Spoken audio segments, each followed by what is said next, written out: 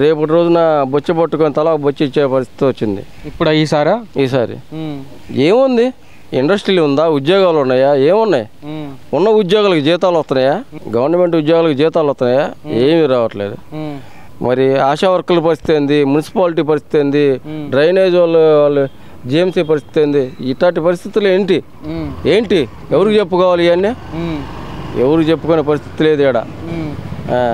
ఏమన్నా అదేమనంటే వాలంటీర్లని పిలిచి మాకు ఇంటింటికి వెళ్ళి సర్వే చేయండి, మాకు ఓటేయమని చెప్పండి అని ఒక ప్లే చేస్తున్నారు.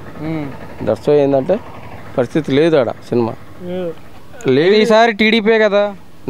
నాకైతే టీడీపీ అని నేను పక్కాగా చెప్పగలను. ఎందుకంటే టీడీపీ వస్తే